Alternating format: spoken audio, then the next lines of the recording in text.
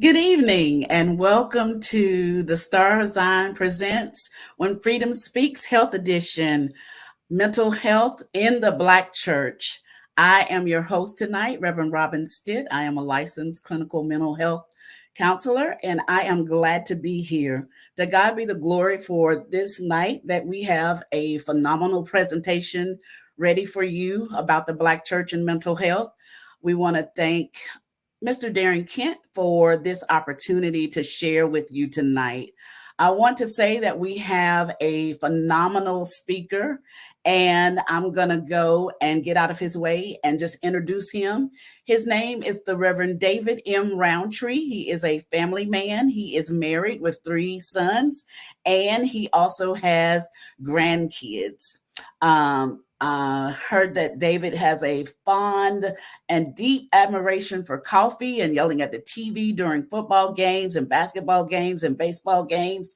Reverend Roundtree is the minister of not the associate minister of the First Missionary Baptist Church, where he was formerly the youth pastor and growth group leader, but now leads the counseling ministry at that church. Reverend Roundtree is easy to talk to. He is a licensed clinical social worker in the state of North Carolina. He's also licensed in the state of South Carolina in clinical practice. He's an independent social worker there. Also, Reverend Roundtree likes working with youth, and he is kind of one of a kind when it comes to men working in the counseling arena. So I'm not going to hold you any longer, but to God be the glory for everything that you're going to hear on tonight. Listen to him. He is a phenomenal speaker. So let's turn it over to Reverend David Roundtree. First of all, good evening, and thank you for tuning in. Thank you for the invitation. I'm very excited to be here tonight, and I won't prolong it. And so I guess we can go ahead and just start with the slides. But I will say that I've always been a part of the Black Church for as long as I can remember. I like to tell people I'm a New York baby, but I'm a Charlotte boy. So Charlotte is my home, and it's a place where I graduated high school, and also it's home. So I'm a Panthers fan, and I will say that I'm a Philly 76ers fan from all the way back to Dr. J and all of that. And I'm a New York Mets fan, so I'm kind of up and down and sad and depressed most of the time during baseball season, but. That's just who I am. So just grateful to be here tonight and grateful to be talking about the church and what we do as a profession, which is mental health. So thank you for the invitation. So tonight we're going to be looking at just that. We're going to be looking at mental health and the Black church. Next slide. All right. So what we hope to do tonight is to delve into the imagination of slave owners, and there's a reason for that. We're also going to discover some of the cultural, we're going to talk about the cultural relevance of the Black church. And we're also going to discuss mental health interventions and some of the resources, available resources. All right, so first thing we want to do is to delve into the imagination of the slave owners. I want you to understand this term, which is, I'm going to do my best to pronounce it. Comes from a Greek term meaning to run, and this term is drapetomania, right? It is defined by Dr. Samuel Cartwright, who first coined this term in 1851 as the cause, in most cases, that induces the Negro to run away from service. Is as much a disease of the mind as any other species of mental alienation, and much more curable. With the advantages of proper medical advice, he says, strictly follow this troublesome practice that many Negroes have of running away can almost be almost entirely prevented, right? So this is what's in the mind of the slave owners, right? These people who felt it necessary to enslave other people, to the point where they would, if a person of African descent was not comfortable in being a slave, right? So American slavery entailed being raped, being beaten, having families pulled apart, so forth and so on. So if you're not comfortable with that, that means that you suffer from a mental illness, right? That was back in the minds and the imagination of the people in that day. And unfortunately, I don't think we're too far removed because there are a lot of people today who still believe that there's a certain place for you. And so deep within the imagination of certain people, this is the sickness that is that comes by way of not scientific sickness, but a spiritual sickness, in my opinion, where we have boxed people in certain imaginations, and this is as far as they can go. So if the slave or enslaved people, rather, I should say, wanted to run away and did not enjoy slavery, if there was no happy Negro, then they had a term for them, and they treated it as though it was a mental illness. All right, next slide, please. All right, so here's a 1858 quote from the great emancipator Abraham Lincoln, right? He says that I am not, nor have I ever been, in favor of bringing about in any way the social and political equality of the white and black races. So here's Abraham Lincoln trying to get votes, and he's letting his constituents know that you can vote for me because I'm not about equality between these people and us. And unfortunately, I think we've done a job in terms of erasing our history, much of our history, and making heroes out of people without looking at the big picture. And so looking at the big picture is a part of what we're doing tonight. So we want to look at, is Abraham Lincoln that hero that we thought he was? Also, when you look at some of the what's in the imagination of some of these slave owners, you have to also look at the church and how complicit the church actually was. The American church was in slavery. I think the one that they called the greatest preacher of all times, right? Is it George Whitefield? I think he was European. He initially started off, he was from England, I believe, initially started off as a person who was anti-slavery and actually moved, I believe, to the state of Georgia to be given slaves. And I think eventually he did purchase and own his own slaves. So you can see the mindset. As long as it's financially, in my favor, advantageous, then it's something that I can buy into. So it didn't matter if this other person was a Christian or not. It didn't matter if this other person was made in the image of or not. As long as this, it's financially advantageous to me, then it's something that I can buy into. And so the church was also, the American church was also complicit in slavery. And also the Roman Catholic Church had a big part to do with the Atlantic slave trade. Next slide, please. All right, so we also want to look at the invisible institution or the invisible church. As we talked about already, we can see this quote that says, y'all ought to be grateful for slavery. It's like we delivered you from the bondage of Africa. And now we brought you here to be our servants, and you should be grateful for that. So that was the attitude of many of the people in that day and in that time. And unfortunately, it spills over into 2023. So the invisible church or the invisible institution was that which happened outside of the gaze of the white slave owner.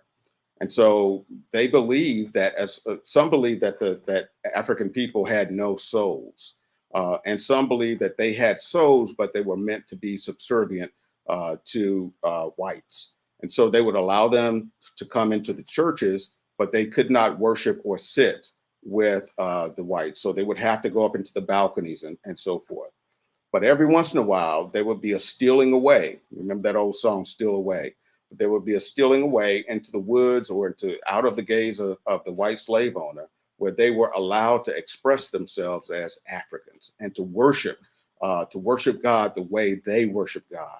And that was with a lot of emotion, a lot of intensity, and a lot of music, even though there was no organ or piano or drum sets and all of those things out in the woods. They could clap their hands and stomp their feet, and they wouldn't be looked at side-eyed.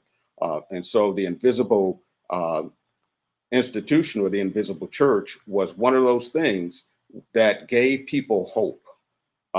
Many of the people there also, when they were just, didn't matter if they were 80, 90 years old, they would be referred to as somebody's boy or somebody's girl, right?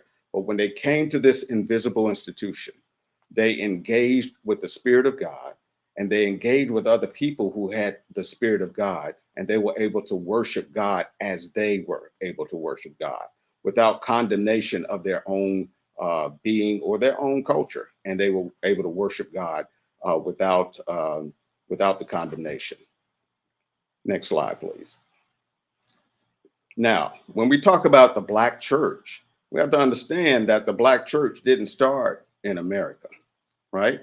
So the Black church goes all the way back. If you want to see the presence of the African in the Bible, you have to go all the way back to the book of beginnings, and that is the book of Genesis, right? So you don't look somewhere in the New Testament and say, oh, this is the start of it. Or you don't even look at the shores of America and say, oh, here's where the church began.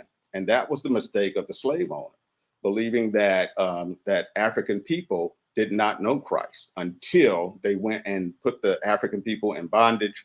And then now they think that they're exposing Christ. And by the way, let me say this. One of the mistakes of the evangelical church, the American evangelical church, which is predominantly white, is the mistake of thinking that if we are not involved, then it's not genuinely Christian and there's no way it can prosper. So what China has done was to say, we're going to shut our doors to our doors. We're going to shut our doors to the church. That is the American church. And you guys stay out. And many people wrongly believe that because they can't be a part of that system or that process of Christianity growing, that Christianity simply will not grow. China is one of the fastest growing countries that has the fastest growing church. China and Africa, fastest growing churches in the world, outside of the gaze, again, of white evangelicals who seem to think that if we can't be involved, then it's not genuine and it won't grow.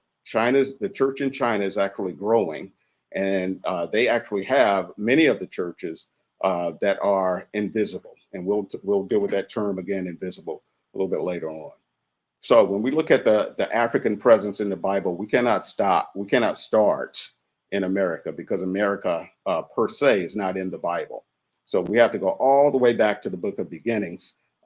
And we'll find even there the language that's written. Of course, the Garden of Eden somewhere in the North Africa talks about those 4 rivers, specifically mentions the river Gihon, which circles or goes through a land called Cush.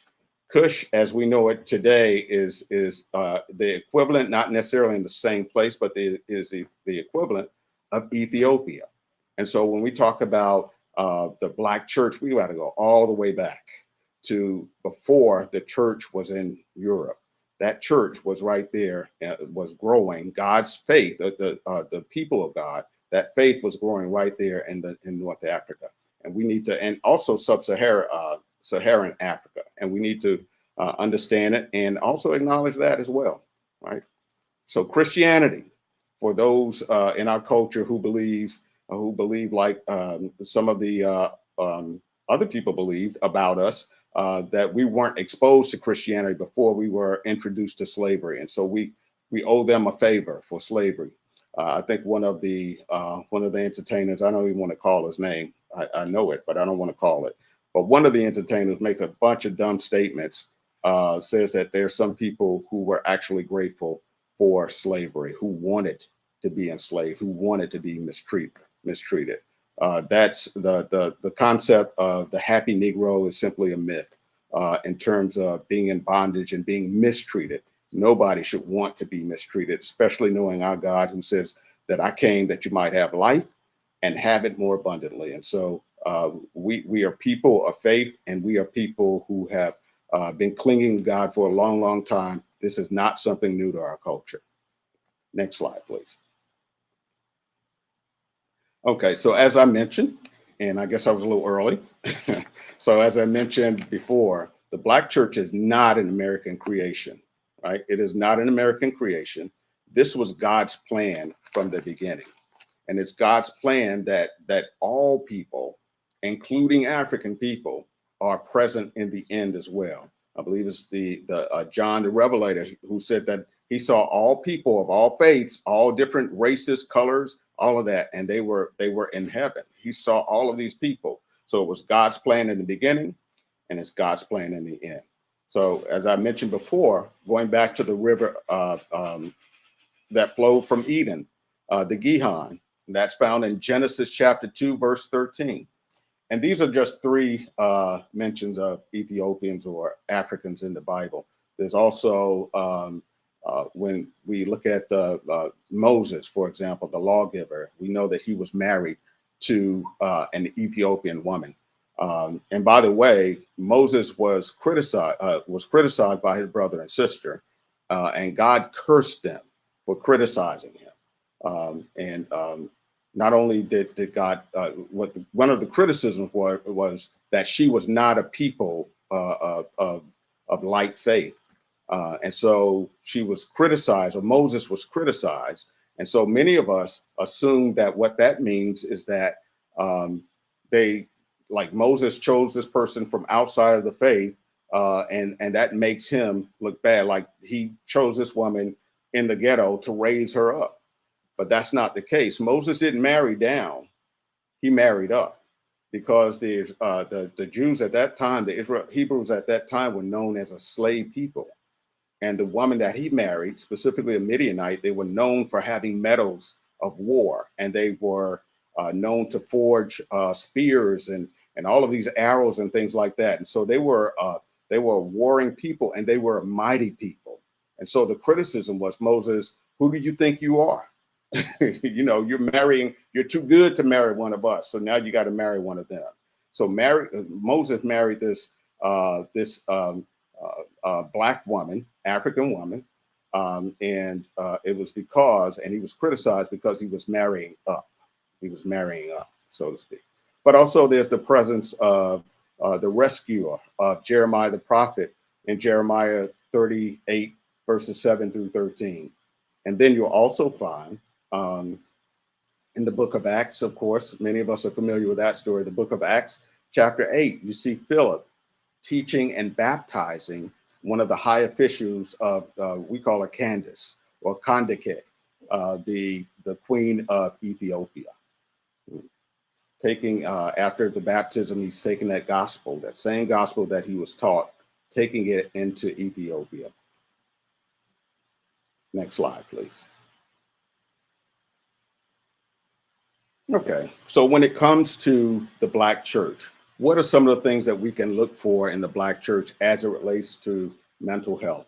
What are some of the stressors and what triggers us in the Black church? There's a lot of triggers in the Black church, in church period.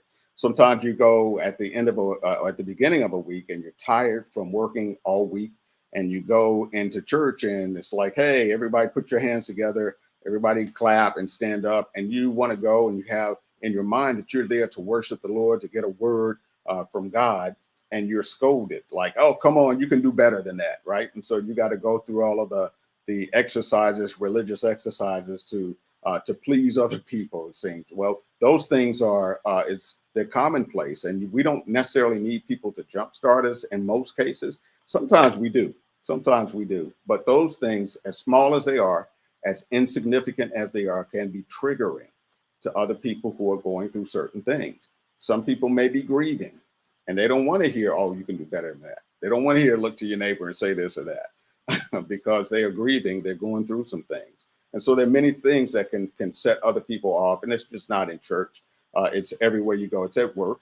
You have to kind of, what I would say, take the temperature of people before you engage with them to see who they actually are, because who they were yesterday may not be who they are today. It depends on what's going on in their home, in their relationships, on their jobs. It just depends on what's going on. So there's all kinds of triggers that can prompt us to move or to have attitude, or to be, to spark a certain response that we wouldn't necessarily do. It might be out of our character. And so the stressors as well. Some of the stressors I don't want to really get into tonight, but there are others that one of the main stressors are microaggressions, for example, which is a term that's a little bit offensive to me, because a microaggression would simply be something like, maybe you spoke to somebody and they didn't speak to you, or somebody said something racist to you and they kept walking and you kept walking, right? So those things are called microaggressions. But listen, if it's micro, that kind of implies that it's no big deal. But if you have one after the other, after the other, after the other, after the other, then micro becomes macro, right? And those things really do matter, and it matters how we respond to them. I didn't say react, I said respond, meaning that we process before we open our mouths, or before we do something outside of our character. So when we talk about some of the things in the Black church, one of the things that we should be aware of is just stress. The APA, or the American Psychological Association, says that stress is a normal reaction to everyday pressures, but can become unhealthy when it upsets your day-to-day functioning. Stress involves changes affecting nearly every system of the body, influencing how people feel and behave, right? So when it comes to stress, all of us have stress. Some people break it down into things like eustress and distress, right? Eu from the EU meaning good, if you can think about it like that. So there's a good kind of stress, like if I'm on my way to work and stress is building up because I have to be there at a certain time. And then when I get there before that time, the stress alleviates, right? So they call that the eustress, because it helps us get to work on time, get up in the morning and do our jobs. And then there's the distress, right? And that would be something that we would look into in terms of some type of anxiety disorder, so forth and so on. So there's the eustress and the distress. And all of us from time to time deal with stress, period. Right? All right, next slide, please. Okay, so when it comes to things like depression, for example, many times we'll hear that this person is depressed, or that person is depressed. Like anxiety, like stress, all of us have depressive disorders, not disorders, but depressive episodes that we sometimes go through. For example, if there was no not necessarily depression, but if there was no drop in mood or something like that after someone that you loved for so many years, after they are now deceased, I would think that there's a problem somewhere, right? So to have a depressive episode from time to time is absolutely normal. Many times, if you go to a doctor and they catch you in that moment, it's just a snapshot to them, but they're seeing you in that moment. They give you what we call a PHQ-9, right? So it's a questionnaire. They'll ask you 9 or 10 questions. They may ask you the first 2. And based on the first 2 questions, depending on your response, they'll say that you're depressed. And what will go on your record is not any kind of depression, but major depressive disorder. You have major depressive disorder. And that will give them, I guess it will lead them to maybe writing your prescription or something like that, right? And in some cases, that's appropriate. In some cases, that's what it really is. But in other cases, it's not necessarily so. In terms of our history, in terms of people within the African-American culture and in our churches, what we'll find is that some people do have a very high functioning, low grade kind of depression.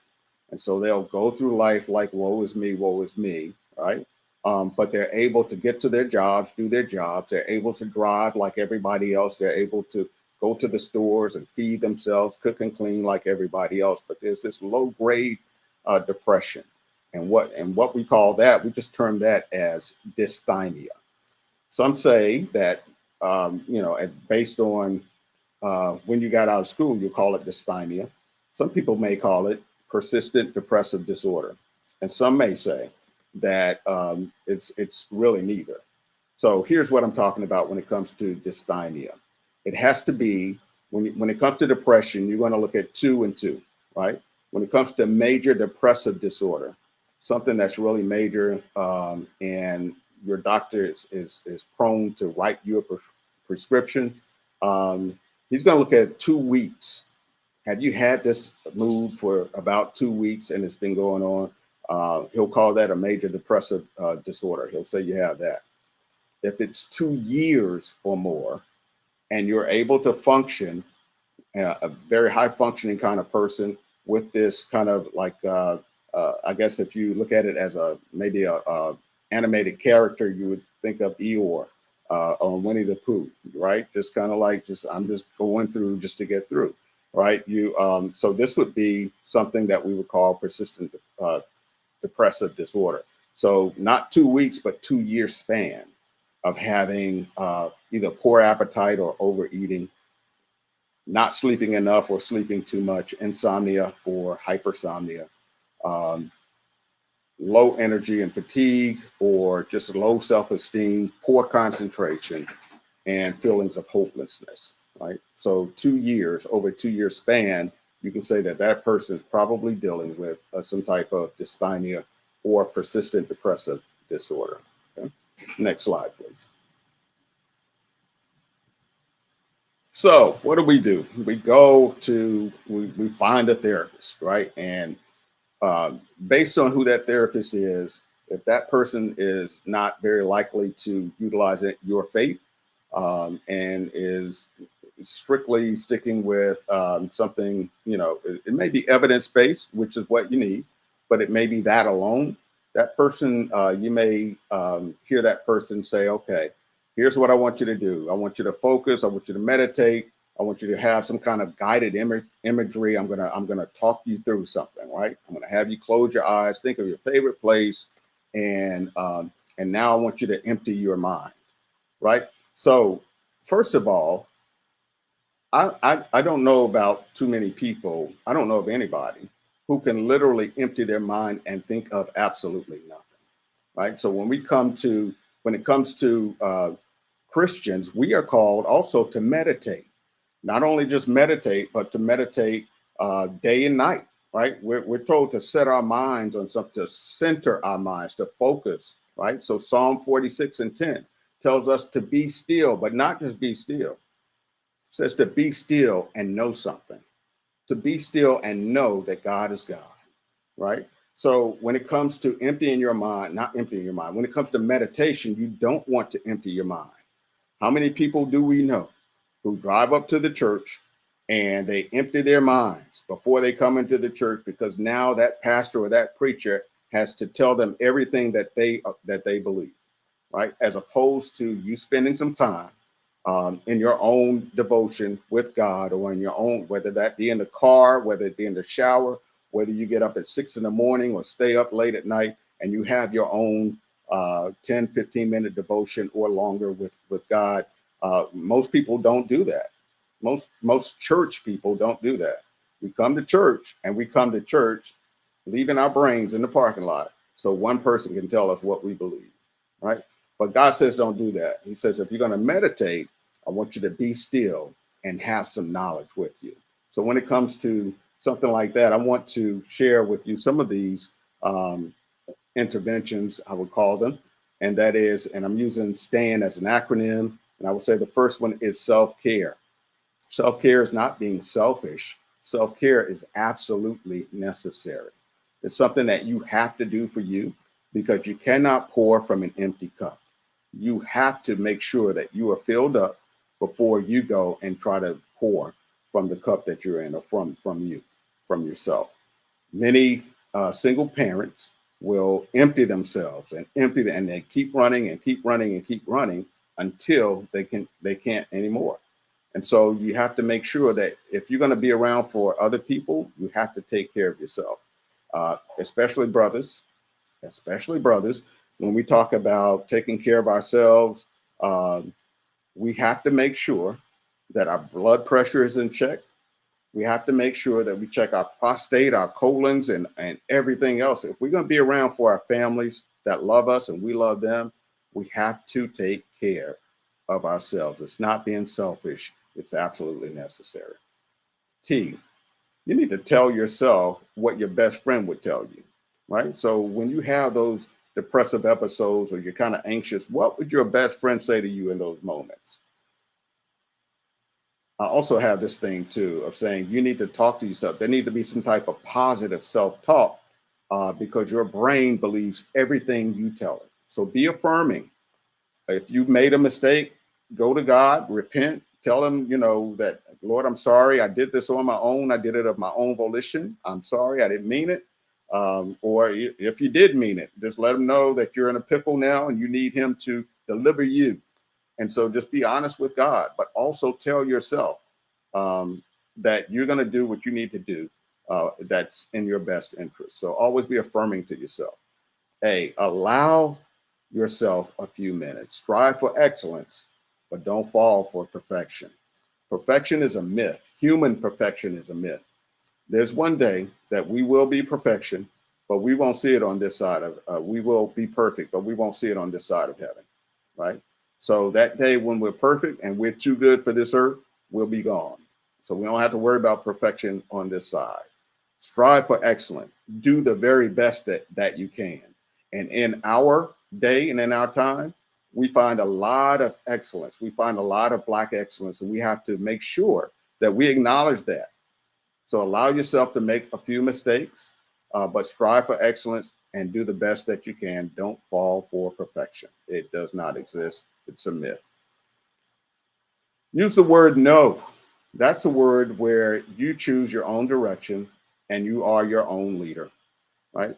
Most people are not adolescents, and we're not teenagers. We're not looking around, or we should not be looking around to see who's doing what, because God has placed greatness in you, and it's going to be up to you and God to pull that greatness out of you and to bring him glory, right?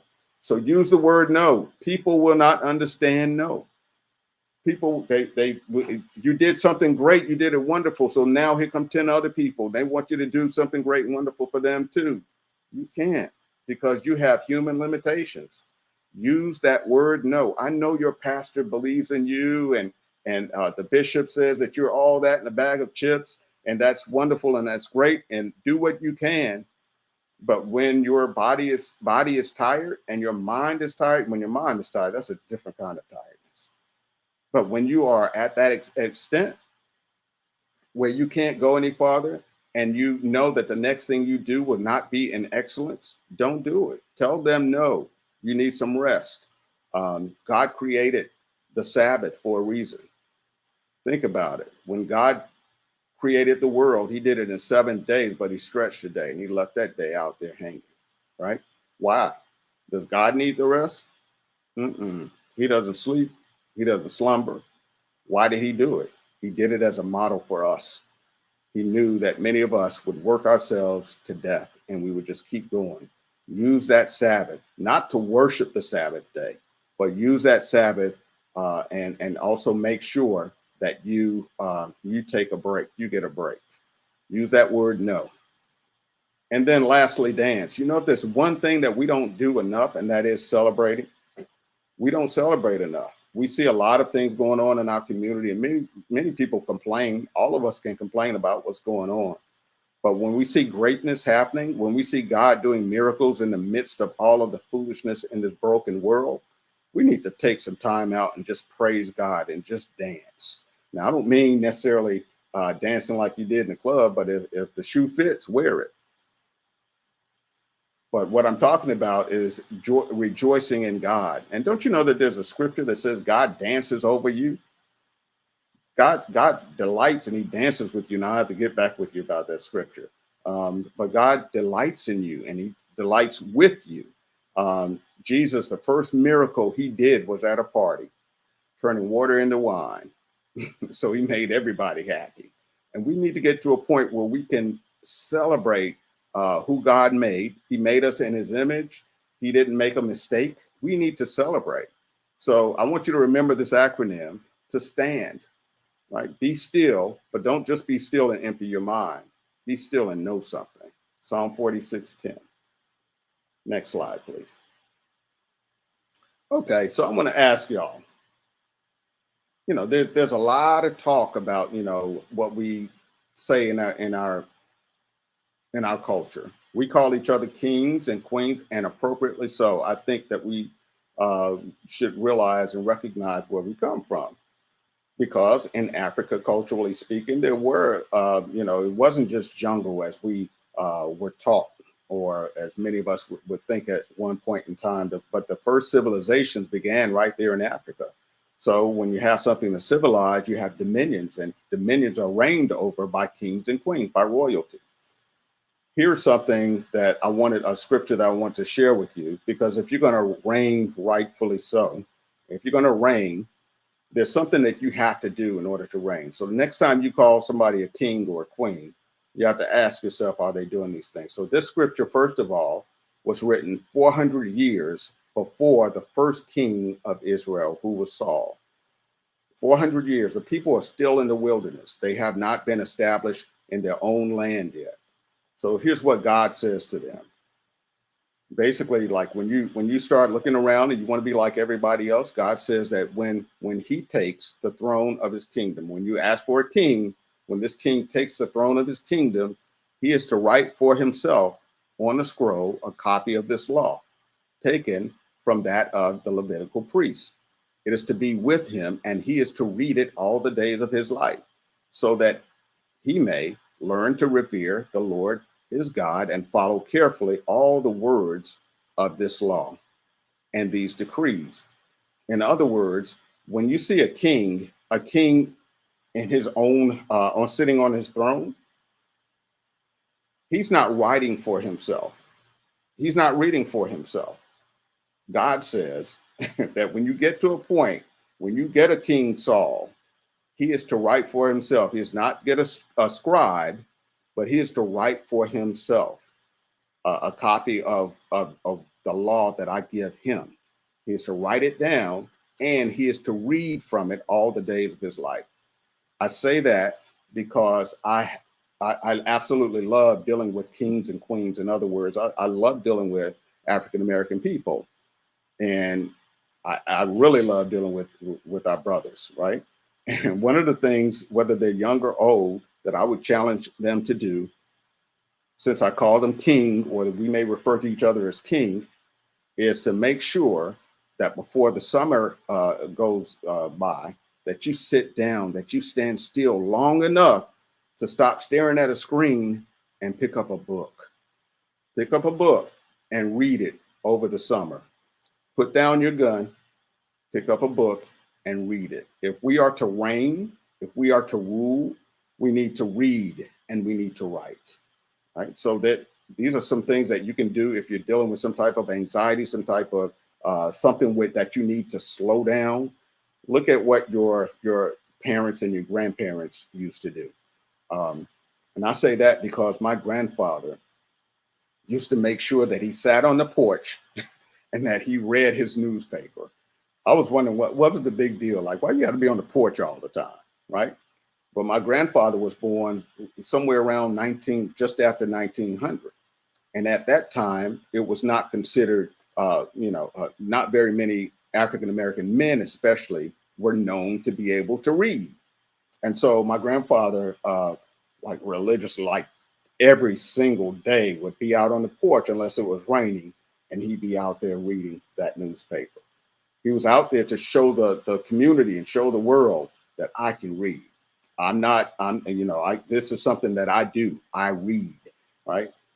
And so that's something that I think it's when we look back at our grandparents and those people in that day and that time, I think that they suffered less anxiety than we do today because we're stuck on screens and they didn't have the screens. And so one of the things that I would tell people to do is to slow your life down so that you can be mindful of what's around you, live in the moment, for example, do things that your grandparents would do. Number one, or for example, your grandparents wouldn't just run in the shower after work and 2-3 minutes later they're drying off and they're sitting down at the TV, right? So what would they do? They would run bath water, right? And if you go back far enough, they wouldn't even have these kinds of lights. They would light a candle. And if you go back far enough, they would have some radio playing, right? So I tell people to slow down long enough to think about what their grandparents would do. So turn off your lights, go run your bath water, where you can't just jump in and jump back out. You got to sit there and soak and just enjoy your bath. You got to sit there and not just do that, but also listen to your music, your podcast, all those things, your ministry. Listen to all those things that will be playing. Listen to all those things and slow your life down.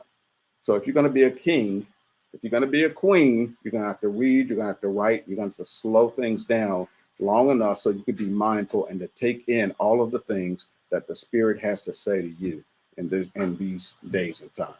Okay. Next slide, please. Okay. So I'm going to ask how you doing. No, really. Like, how you doing? Right. So when it comes to saying how you doing, what we do is say, hey, what's up? Or we might say, I'm fine. And we keep on walking, kind of laugh and joke about that term fine and how that could mean anything. That could mean stay out of my business. That could mean I don't want to get in your business. I'm fine. That could mean I had the worst night of my life last night, but I don't want you to know about it, so I'm fine. That could mean absolutely anything. That could mean I just hit the lottery and I've got $12 million waiting on me, but I don't want you to know about it. I'm fine. It could mean absolutely anything, right? So I kind of laugh and joke about the FINE. Fine. How you doing? Fine. I'm just fine. Every day you're fine. Hey, I'm fine. False information, nicely expressed, right? So in other words, stay out of my business. I'm going to stay out of your business. It's not your business. And I don't really care about that. So in this day and this time, many of us buy into the concept of the invisible man, and we buy into just being invisible and staying invisible. Ralph Ellison wrote that book, The Invisible Man. Basically, and we even this day and this time, we as an African American man, I've been known to get out of my car and to walk into a store and to hear doors locking as I pass their cars. And even though the people are much more likely to assault me than I am them, they will lock their doors as though I'm some kind of threat. And so I remain invisible and I go shopping, and if they speak, great. If they don't, great. I just do what I got to do, right? I'm just sometimes I feel invisible. And then sometimes we buy into the concept of, oh, here comes another person that looks like me, so we'll put our head down and we're invisible to each other. In South Africa, in the Zulu tribe are known for these two words, that is sawabona and sikona, right? So they'll, what that means is when they see each other, they don't say, hey, how are you? Fine, I'm fine. And they keep going. What this means is that you're not invisible to me. So the sawabona is, I see you. I see you. And the Sakona is, I am here. So that is one of the greetings that I love about the way they greet each other. They do so in recognition of that they are not invisible to each other, that they see each other, they acknowledge each other, and they recognize that they are all a part of this, the family of humanity. All right, next slide, please. Okay, so that's all I got for you tonight. I do want to recommend several books, and these are just a few. Of course, you know of other books. One of the ones I'll start with is the one on the bottom. It's called Black Pain. It just looks like we're not hurting. It's by Terry Williams. I think she's or was an LCSW, also a licensed clinical social worker. And it deals with, there's a story about Salia in there. I think that's a beautiful name. But again, you know me and acronyms, right? So Salia simply stands for, she only looked like it ain't hurting. There's a story about Salia in there, and she is, it's an incredible, incredible story about this young lady who accomplished so much in the face of trauma. So I would highly recommend that book. The other one that I would highly recommend is Reading While Black, an African American Biblical Interpretation as an Exercise in Hope by Esau Macaulay. Listen, don't die and go to heaven before you read that book, right? You want to make sure that you read that book because it gives you an answer to some of the issues today in terms of any kind of police violence and things like that against African American community. It talks about that particular how that got started and where that police force came from, and some of the issues that remain even to today. And then there are other books, The Whitewashing of Christianity. I like this book because it does deal with a hurtful past, a hidden past, and a hurtful present, but it also deals with a hopeful future. And it's by Jerome Gay. The Color of Compromise talks about the complicity of the American church in racism. And of course, The Unapologetic Guide to Black Mental Health by Rita Walker. So thank you for your time tonight. I think there are a few questions that may come in, and I'm ready. I think I'm ready for those questions now. Good evening, and thank you again, Reverend Roundtree, for that wealth of information that you shared with us tonight about mental health and the Black church. We do not yet have any questions in the comment section, so we're asking if you have a question for Reverend Roundtree that you would put it in the comment section so that we can take a few minutes to answer any questions that you may have. While we're waiting for someone to ask a question, Reverend Roundtree, I just wanted to thank you for the presentation. Your acronym for STAY, it stood out to me because when you were talking about whatever you tell your brain, it believes. There's a book by two psychologists, Backus and Chapin, and I think the title of the book is called "What You Tell Yourself You Will Believe." Um, the funny thing about that is I kind of add to it like what you tell yourself you'll believe, but your brain hears what you say. Absolutely. So, and it's going to respond or react to what it hears. Absolutely. So if we're talking positive, then we get positive results. But if we talk negative, then of course we're going to get what we ask for. Right. But I do have one question for you, and I would hope that you could answer and give us some little insight while we're waiting. I wanted to ask, how can the church build a sense of presence inside and outside of the four walls and exhibit acceptance of mentally health challenged individuals who may visit or even join our local churches? Right. That's an excellent question. Okay, so one of the things that I think the church has done well historically, and I think is doing well, is that it creates community, right? So it brings us all together to help us realize that I'm not going to get saved, unlike you. Like we all have to come by the foot of the cross, and so all of us have to, we are all part of broken humanity. And so I think the church can destigmatize mental health. Number one, do so by accepting people as they are, but like God, not leaving them in that condition. Like you want them to get better, and you want to be on their team um, to help them recover.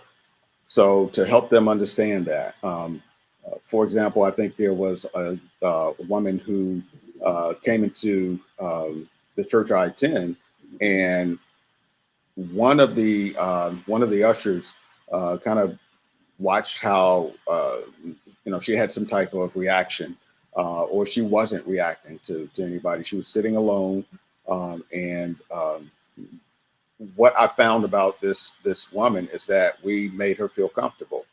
So she was, as she sat in the back, she went from the back to sitting outside in the vestibule, but she was not by herself, and she felt comfortable there. At the time when she didn't feel comfortable, she left. And I saw this woman, and I saw her as one that I treated some 10 years ago. And Mhm. she's a woman who has schizophrenia. So we don't know what this woman was seeing, because they see things that we don't see. Yes. We don't know if they were coming from out of the walls or things like that, but we made her feel like she was a part of us. And I think number one, that's what we need to do, is to make people feel um, normal, like they're part of broken humanity. And guess what? We are too. And so we're not there to shame them. We're not there to do any of that, but we're there to help if we can, if we can. Okay. I thank you. I do see one question in the comment section. It is, what do you suggest if someone is feeling church burnout? I suggest that you get into the Sabbath. You understand what the Sabbath is for, and that is to give yourself a break, right? So many of us, and what we do is we work 5 to 6 days a week, and then we go to church, and guess what we do? We work some more, and even the I think the priest, I think it's been pointed out that the priest, when everybody else is taking the Sabbath, the priest is working, right? So many of us would have to be in that same category because there's so much that we do in churches. We go to church and we go to worship, but sometimes we work. We end up working at church. And so I would Mhm. suggest to give yourself a break, because if you cannot perform at the level of excellence, with all of the greatness that God has put in you to do to exercise your gift, that means that you need a break so that you can recover. And then when you bounce back, you perform with excellence. So I think you need a break if you can't do it with excellence.